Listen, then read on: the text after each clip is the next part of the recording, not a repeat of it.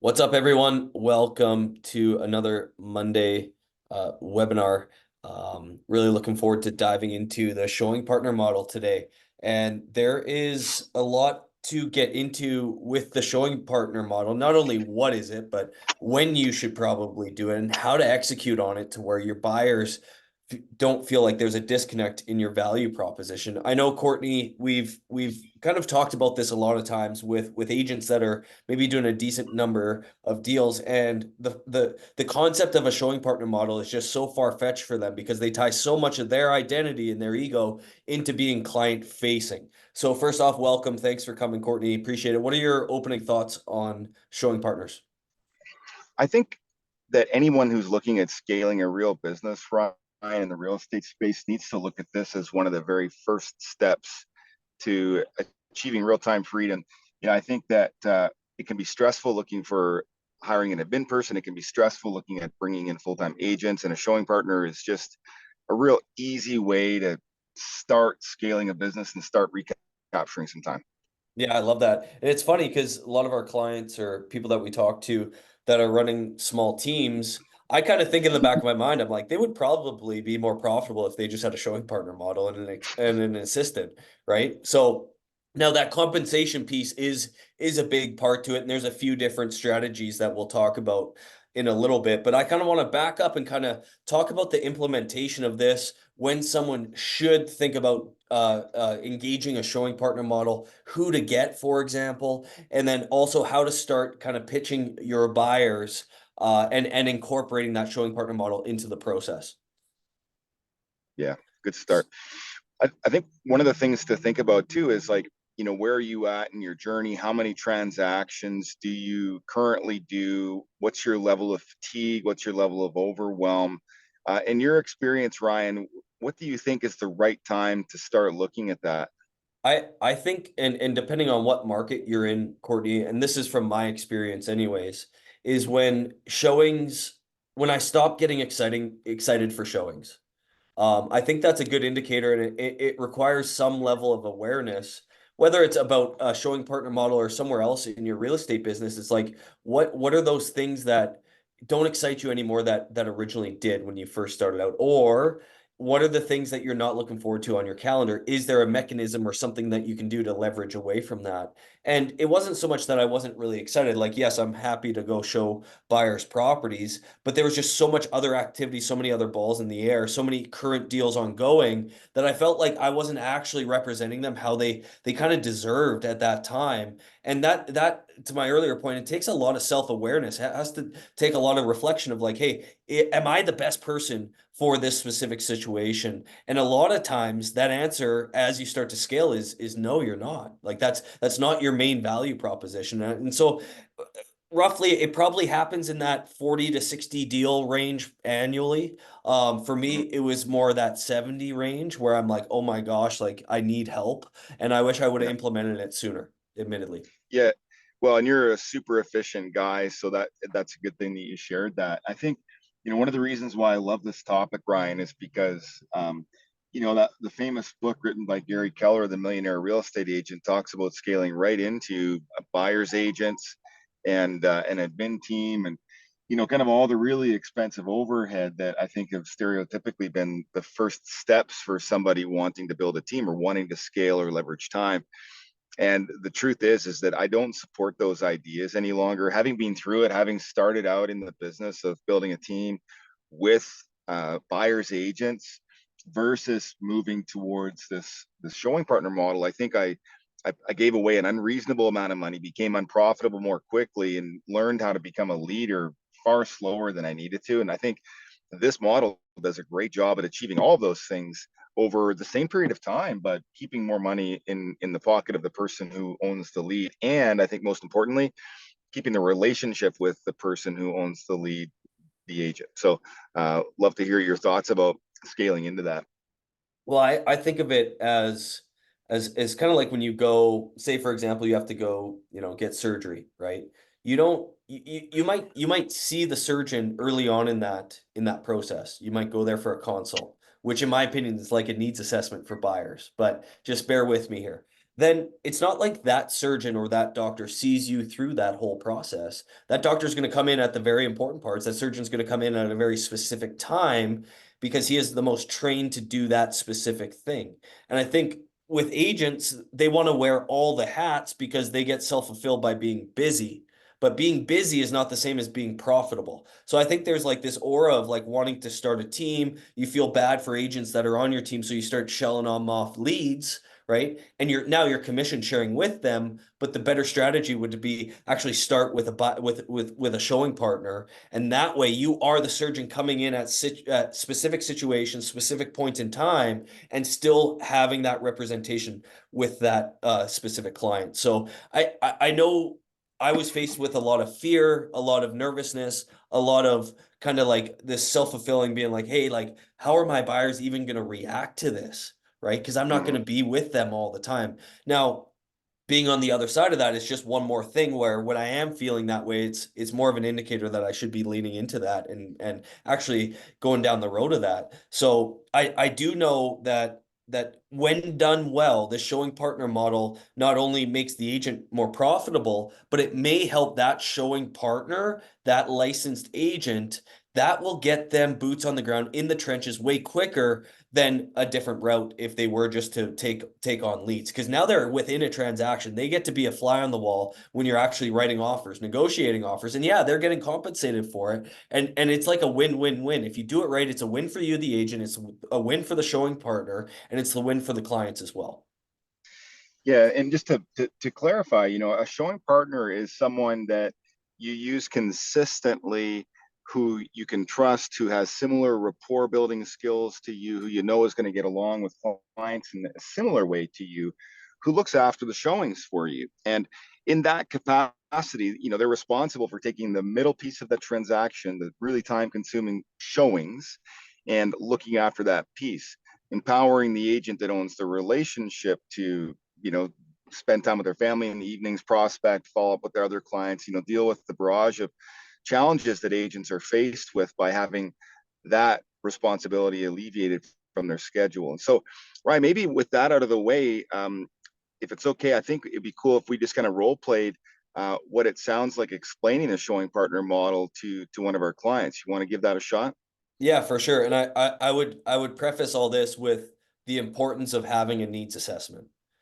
Mm-hmm. Pulling your showing partner into your needs assessment, in my opinion, is the most important part. It's like the surgeon having a consult with the actual client. Because in my opinion, anyways, when you're face to face with someone, when you can pull your showing partner, your colleague, not your showing partner, but you're talking about them as a colleague, to your buyers and actually tell them why it's important that they're there. In my opinion, it just makes this transition so much smoother, because if there are any objections, you could hammer them on the spot. There isn't like this weird time if you're just texting and saying, "Oh, hey, Joe Blow agent's going to meet you at the property." That's exactly what not to do. So it actually makes my process more tight and more concise when I know I have to bring in my showing partner model for my buyers. That needs assessment needs to happen. Needs to happen. 100%.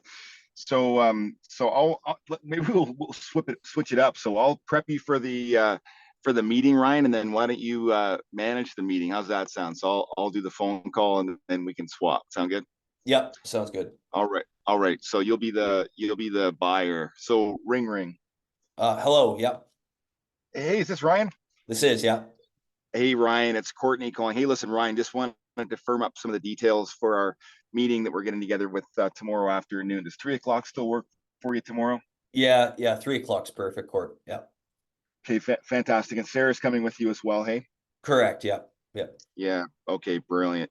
Hey, just a couple little bits of housekeeping. Wanted to make sure that you brought that little bit of homework with you when you came. I know that I'd given you a list of three of your favorite things that you were looking for in the property, Ryan. Three things that you absolutely couldn't live with, and if you could just bring with you your pre-approval letter, that'd be awesome as well. So you're okay to bring those three things with you? Got all that already. Yeah.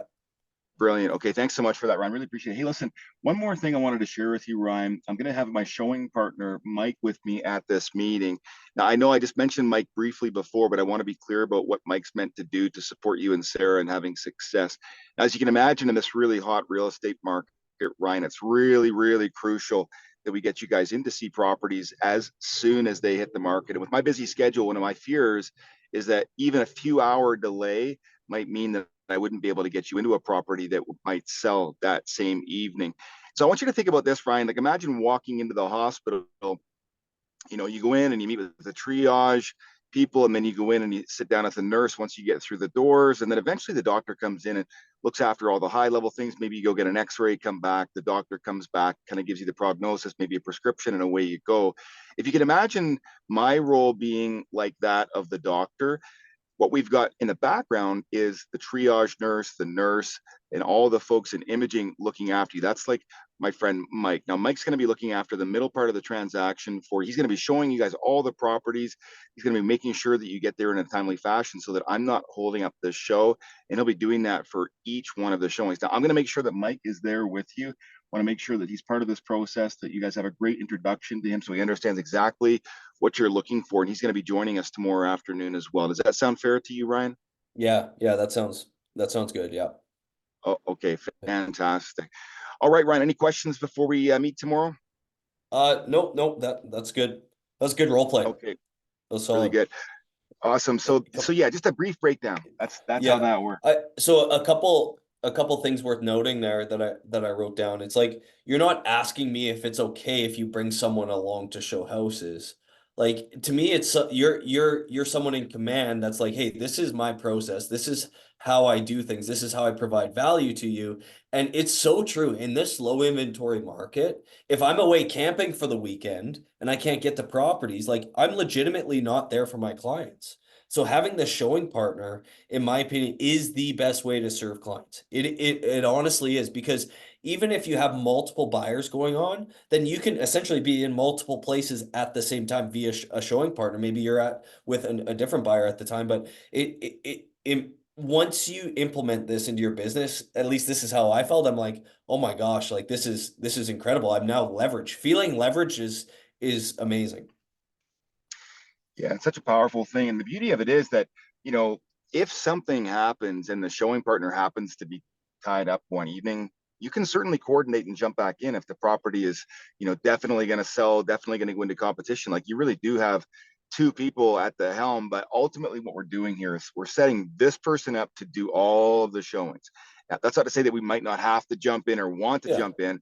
But yeah, we're going to have them manage every single thing. And so, Ryan, one of the things that you and I have really done a great job at in this entire process is building credibility and building trust using physical aspects of that meeting and the way that we engage the showing partner in conversation during the first meeting, that meeting that we're just setting ourselves up for. And so, do you want to just kind of like lay the framework for what that would look like? Like, how would we set the room up to kind of build comfort with this couple? How would we establish authority in the showing partner being in that meeting? Maybe just walk everyone through how we do that. For sure. And I think the big piece to this is that you actually do have a needs assessment. As much as we train on having needs assessments, I do see this from an agent perspective. Agents will start doing needs assessments early on in their career, and then they'll get lackadaisical and end up not doing it and just meet someone at the house for the first time. And I'm telling you, like, you're doing a disservice not only to your future self, because you're going to be backpedaling, but also to the client, because in this low inventory market, there's a lot of education that needs to be going on. And the further front loading of that education that can happen in that relationship, the better off, because they're gonna basically anticipate these hurdles that you're gonna have to jump through. And yes, one of those things in the needs assessment is the showing partner model. So I will tell my clients that my colleague Taylor is going to be here for our needs assessment along with me. He's going to sit in on the meeting to figure out how to serve you guys best. That's a great script to use. Like, this showing partner, my colleague, is here in order for us to figure out how to serve you best moving forward.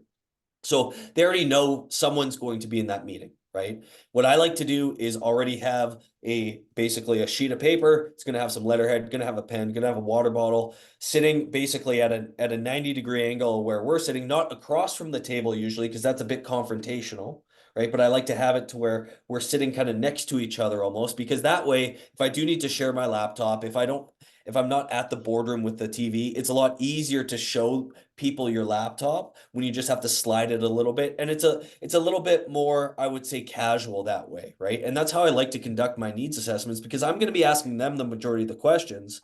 And then very similar script to what you said, Courtney. When I start talking about the showing process, I'm going to start talking about how this is a huge piece why Taylor is here to serve you guys best. Because what we're facing in this market is that if a new listing comes up in your guys' specific price range, we cannot wait 1, 2, or 3 days to go after it. I don't want to be the person stopping you from getting in that property. That's why Taylor is going to be here. He's going to be a part of our centralized communication. Big takeaway for a needs assessment, by the way, right? Whether it's a WhatsApp, iPhone group chat, whether it's Facebook Messenger group chat, it doesn't matter. But he needs to be in that centralized communication so then he can then book the showings, right? Conduct the showings, and then me be in the background, right? So think of the relationship and the timeline of this buyer. You want to be more front facing at the beginning and then just slowly back away and have that showing partner now come to the forefront. So it's a big part of that needs assessment. And the whole point is saying, like, this is the way it is. You're working with me, right? This is my value proposition to you. This is how we're going to be doing things, right? It's much like back to the Yeah. doctor or the surgeon. You don't all of a sudden start being like, oh, asking a bunch of questions. Oh, you should do this different. Like the surgeon's telling you what's happening, and this is Yeah. what we're going to be doing. So They're going to answer questions, but it's not like a consultation about how they ought to fix your broken leg, right? Like, you're not exactly. pitching them strategies. One of the things that I really like about this meeting is that, I'll go through the presentation. So highly recommend, and we've talked about this before, Ryan, that you have a buyer presentation where you're talking about the types of properties that you can support people with, the job that you have, establishing clear understanding of what it is that you're doing for people. Then I'm going to go ahead, establish agency with them. So I'll go through the agency relationship guide. I'll go ahead and get them to sign agency so that we know that we're getting paid. I'll also put my showing partner on there as well. And then we're going to start the needs assessment. And so that'll be an extension of the conversation that we've likely already had over the phone, but going into greater detail now with the showing partner. And it's at that time that I'm going to start to physically distance myself from them. Like I'll just slide my chair back and the showing partner is going to know to slide theirs in. And a lot of times what I'll do, Ryan, I'm sure you've seen me do this. Like at some point, I'll literally just get up and excuse myself. And I say, guys, you know what? I just want you to know you're in great hands here. As you can see, I've got another meeting that I've got to scoot to. I'll be in touch real soon just to see how this next round of showings goes. So like, I'll just get out of there and I can buy myself out of the last 15 to 30 minutes of that meeting while they do their needs assessment. And I'll do that so that I can have that time back. Now, next thing that I want to be aware of and just remind people of is that, Ryan, you mentioned the importance of front loading these conversations with information about this market. And I don't think that we can understate the importance of doing that critically right now. And so if you're finding that you're having a hard time getting people off of the fence into action, or what often happens if they're losing in competition and you're finding that people are disengaging, this is where that problem gets solved. It's far Mhm. harder to solve that problem down the road. You solve that problem in the beginning in this meeting. And so what you do, you have the conversation. So if I'm talking to the clients, Ryan and Sarah, so we'll be in the meeting and we'll be talking about this during the buyer presentation, right? And I'll say, you know what, Ryan, Sarah, I really appreciate you being here today. And one of the exciting things that we're going to be talking about is all the different types of properties that Taylor and I can get to work looking at for you. But also, we want to be talking with you about some of the challenges of this market. And so, tell me, what are some of the things that you've heard about this real estate market? And so, I'll just get them to talk, Mhm. right? Mhm. Okay, cool. And what else will be my next question? Like, I just want to understand where they're at. I'll say, okay, fantastic. So, one of the things that you're going to hear me talk about, and you're also going to hear Taylor talk about, Brian, Sarah, is about how quick this market moves. And I know you probably think it moves, reasonably quickly, but I can promise you this, nobody really believes it until they see it. And the biggest challenge that we find is that it's quite often the case that the first property that you fall in love with is going to be the one that you feel will get away if you don't offer the right price. And so I know that I'm sharing that with you. And you're also going to find that I'm going to be asking you some pretty challenging questions when that property comes up and when you're thinking about offering on it. The question that I'm going to ask you, let's say the property is listed at 500,000. I'll ask you the question, hey guys, let's say for example, this property when we wake up tomorrow morning, we find is sold for 510,000. Would you have wanted to offer 515 so that you could have gotten it?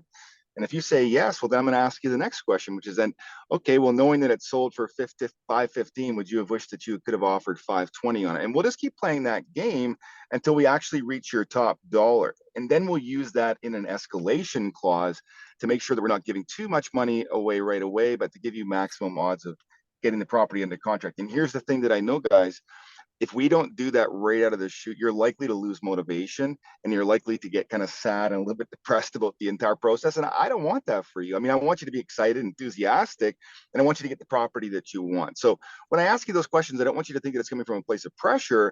I just want you to know that it's coming from a place of experience. And I don't want you to, have that sense of loss that I've seen in some other folks. Does it sound fair that we would approach it that way? And they're going to Mhm. say yes, right? And so you can say that from the front side. The next thing that I like to say with folks is that, hey, listen, like we don't need to see 20 properties. In truth, on average, right now, we're typically getting out two, sometimes three times, seeing maybe six properties, sometimes seven. We only want to write one offer and we want that one to stick. And I promise you that's going to be the right house for you. Typically, what we find is that if we're writing multiple offers, it's like the enthusiasm and the excitement tends to diminish and get less and less after that. Does that sound like a reasonable approach? And they're going to say yes to that. Is there anything else that you like to prep people for, Ryan, in that meeting that you find has been successful for you? Yeah, especially depending on what price point they're looking in, this might change slightly. But just the process of multiple offers, because I can basically tell within 80% accuracy if we're going to be in multiple offer situations. And the important part about this for the viewers there is when they're at a needs assessment early on in this process, their stress levels are going to be about as low as they're going to be. When stress levels are low, they actually understand what you're saying. If you have to explain an escalation clause, if you have to explain a multiple offer situation, if you have to explain why this property has six offers on the first day, when you're in that house and they're looking at how beautiful the house is, they're not going to be A, understanding, or B, caring what you're saying, and then you're going to end up losing out because they're not following your instructions. Right. So they're going to feel that pain. So think of it that way. When stress levels are at their lowest, you're going to be able to educate the most. That's why this needs assessment is so important. And it also, and this is what I tell people in this needs assessment, it allows us to move quickly when we do find that house that they love. Right. We don't have to do the consumer relationship guide, the buyer rep. We don't have to talk about an escalation clause. We don't have to do get their IDs out and do fin tracker. It's like boom, write the offer. They understand it. Let's go. I also, in the needs assessment, I like to talk about how deposits are a very, very important part of an offer, how price isn't the only thing that sellers are looking at right now. And I'll just tie that to when I'm working with sellers. Like, hey, Mr. and Mrs. Buyer, when I'm sitting across the table with sellers presenting multiple offers, this is what they're seeing value in. And this is how we need to basically mimic our offer when the shoe's on the other foot.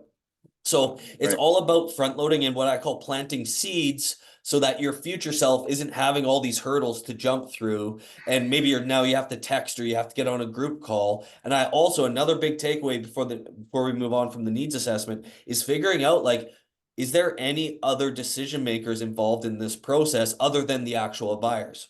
Who am I talking about? Parents, grandparents, right? Aunts and uncles, maybe some long lost relative that's been in the business for 100 years. Like you'll Yep. get a sense of that because yeah, those other decision makers may not be the people with signatures, but they will be having influence on it. So you need to basically nip that in the bud as early on as possible, or at least figure out ways to kind of make that whole process smoother.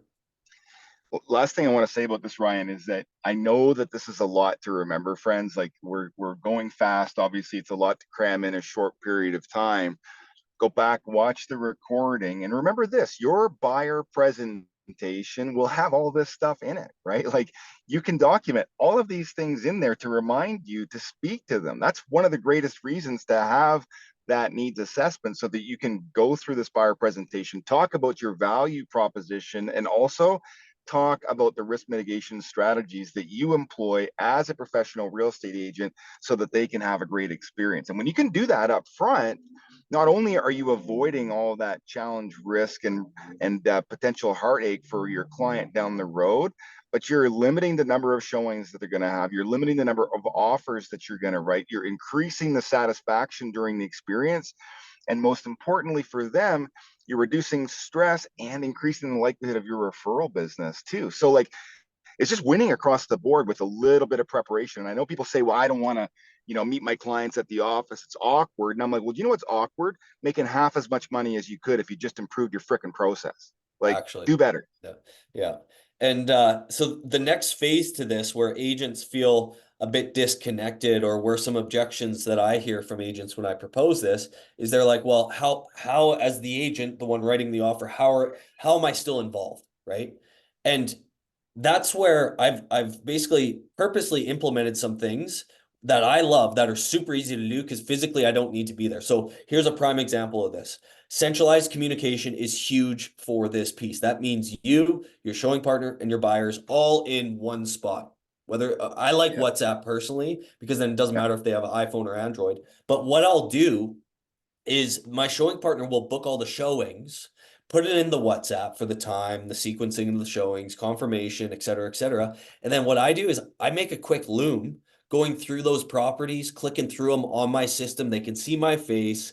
I basically give them my thoughts on it, days on market, any history, if I've been in the property, what I really like about this property, what I don't like about that property, et cetera, et cetera. A 2 to 3 minute loom, and I'll send that to them in that WhatsApp as well. So loom or a vidyard goes a long, long ways. Okay. I'll also tell my showing partner to let me know when the showings are finished with, what property they like the most. And I'll simply send my folks just a video, a quick selfie video. Hey guys, just got off the phone with Taylor. He said you really like 123 Main Street. If you have any questions about it, let me know. And then maybe I'll prep them for something like, hey, I've reached out to the listing agent. They're expecting offers, et cetera, et cetera. So don't think that you need to physically be there, human to human, skin to skin. You can provide value elsewhere. Like we live in 2024. There's really cool software systems in place, like a supercomputer, by the way, that we can use to where I can be out at a golf tournament and doing this stuff. I can be camping. I can be elsewhere.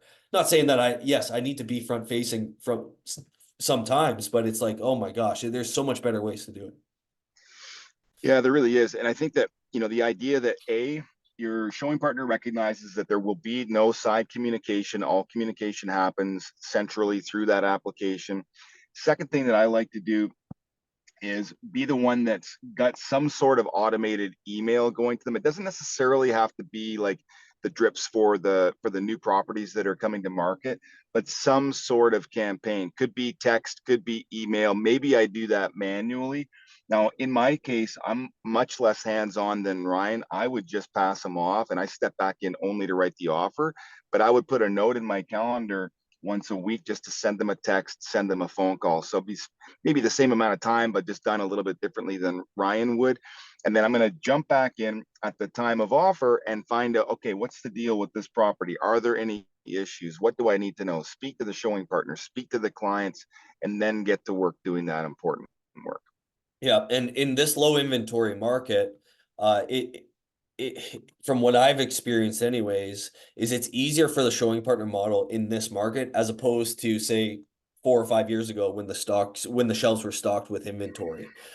Because your showing partner could get burnt out that way. But in certain price ranges, they're not going to be able to look at more than 5 or 6 properties. So you're going to be in tune. You're not going to have a bunch of lingering buyers most times. You're going to be fairly, short with that whole lifespan of that buyer cycle. So let's move on because this is a big piece to it, the compensation structure.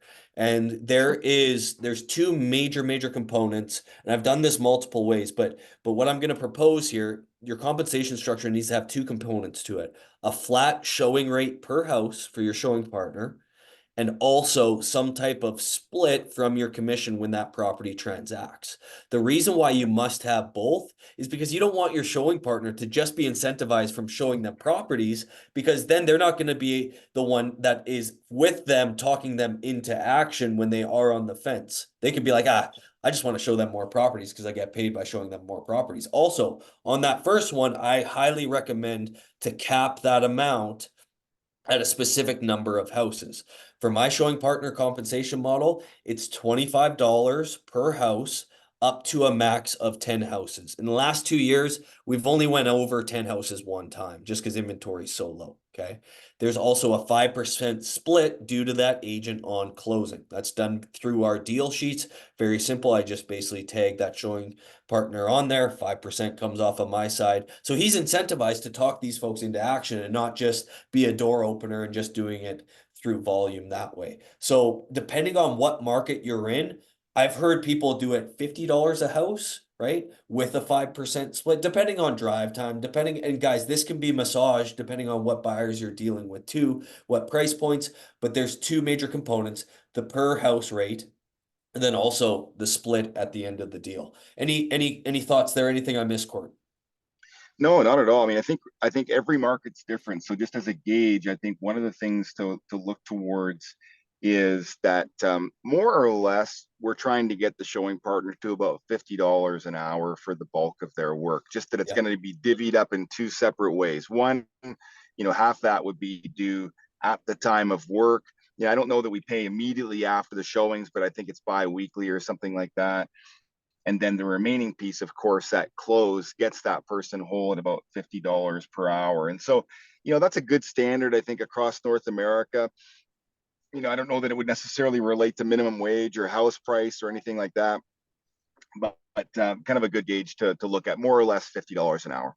Yeah, and what I've been doing with my showing partners is they basically just simply keep a spreadsheet and then I pay out monthly essentially. So they track what buyer it is, that tab, and then they go down with addresses and then they invoice me monthly. And then they get that split at the end of the day too. So this also, back to my earlier point, it gets usually you're going to engage a junior agent with this work because they're going to be enthusiastic, they're going to be excited, but it gets them in the trenches. It gets them like seeing what buyers see. It gets them hearing what buyers are kind of saying when they go around properties. And they're also going to be closer to you, an in production agent that's doing a lot of deals. So kind of just naturally, they're going to get some leftovers, maybe the odd lead, be just due to proximity. They're going to benefit other ways other than just the per house rate and the split. Just naturally they're going to learn more, they're going to learn faster because they're closer to the action, they're in the trenches with buyers basically on a daily basis, and they're also going to be in that centralized communication, so they're going to be seeing how you, the agent, are dealing with buyers as well, which is incredibly important. Yeah.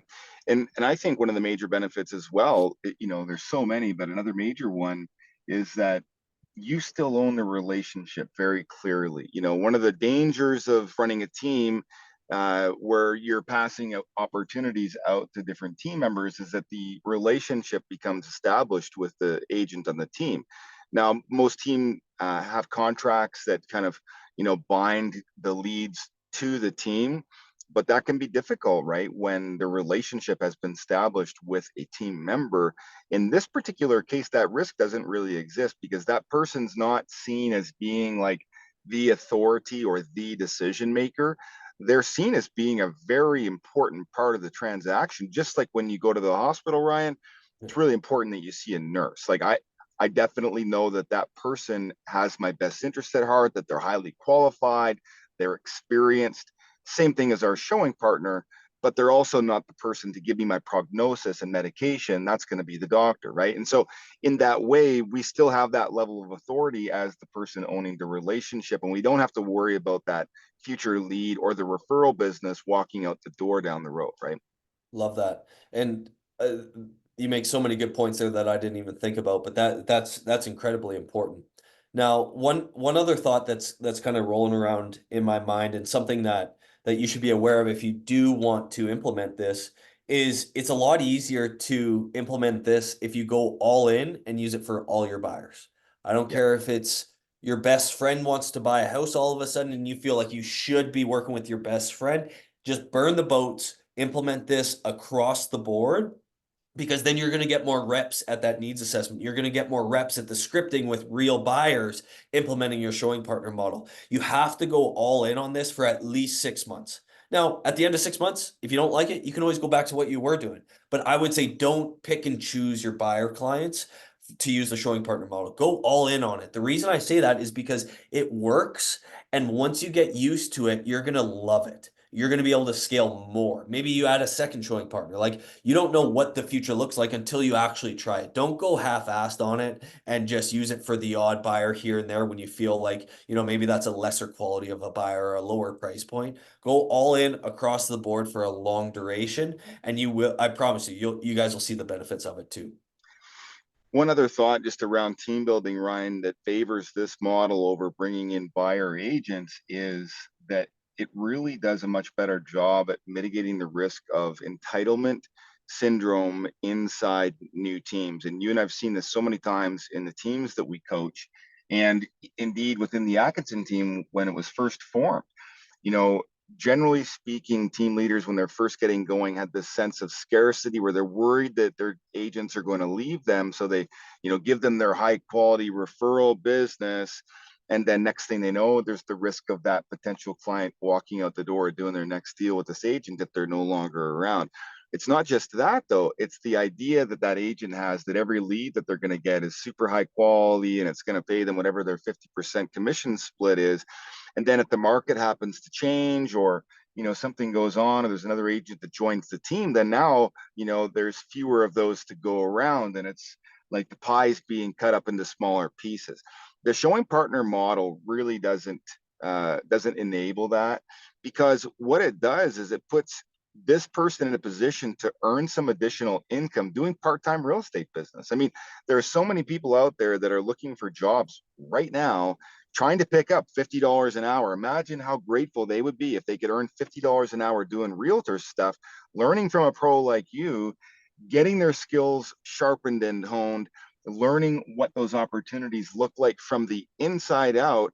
And then, hey, by having that proximity, maybe catching an extra opportunity that you frankly just don't want, or maybe it's a client that you've had and you don't want that experience again. Like, let's be honest, like when you're hanging around winners, it's just easier to win, right? Mhm. And I love that about the showing partner model and that risk mitigation around entitlement for sure. Yeah, I love that. And I know there's quite a few folks on here today. So if you are a junior agent, what I would encourage you is take this model to an agent that's crushing it and propose Oh that yeah. you be the showing partner model for them.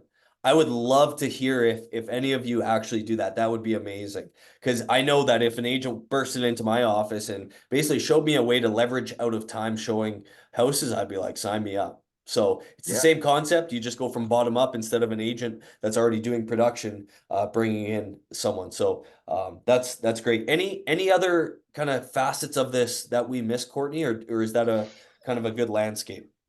No, I think that's a pretty good landscape, Brian. I know that one of the things that's on my mind right now is our buyer presentation. We're so proud of it, and it works really well and has for a long time.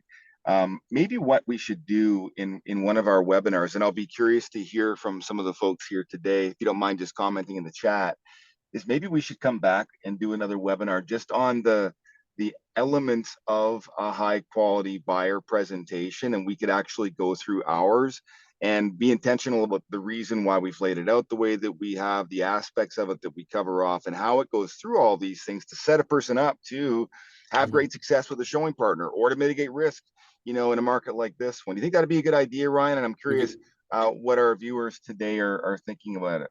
I think that's a great topic because we can, of all these kind of strategies that we've talked about, we can at least show the user via screen share or show you guys kind of how we use that buyer presentation. And again, it's more for us to remember what to talk about as it is for the client. So I think that would be a good one. We can do that next week and get it rocking. Yeah, and we could role play even going through the agency agreement as well, just to discuss the various styles of managing that paperwork. Because so many viewers now, particularly our friends in the U.S., are going to be challenged with the fact that they've got to pre-negotiate their buyer commission each and every time, and that's something that we've been doing successfully for, I don't know, probably half a decade, maybe a decade, and now it's just becoming kind of like law, but for us it's really natural, and so that could be a good dovetail to that presentation as well. I love that. Yep, that would be awesome because that is coming. It's coming quicker than than a lot of folks think. And agents are going to have to figure out how to front load their value proposition so that you can have those conversations ahead of time. Again, it just makes the whole process that much smoother. And remember, guys, people pay for value, people pay for convenience. So if you are in the States or you're somewhere where all these changes are happening and you feel that uneasiness, that's just an indicator that you have to get your value proposition down. You have to get your scripts down. You have to skill up. And I always say this about this real estate industry. Our job is a craft. It always requires us to get better. It always requires us to look at certain ways, think about, different strategies that we can implement into our own business with the thought of how can we provide more value for our clients, right? That's why, in my opinion, I love this business because it's like, hey, giddy up, let's go, let's make things tougher. Let's figure out how to sharpen our sword so that our craft is better and that people want to work with us. And when they want to work with you guys, they will pay for you. I have no Yeah. concern about that one bit. Brian, speaking of that, if somebody wants to chat with you about growing their business, I know that you're doing some one-on-one coaching, and I know that you've got a couple spots that just opened up. How would somebody Mhm. get a hold of you if they wanted to sit with you and talk to you about how you've done 70, 80 homes a year consistently?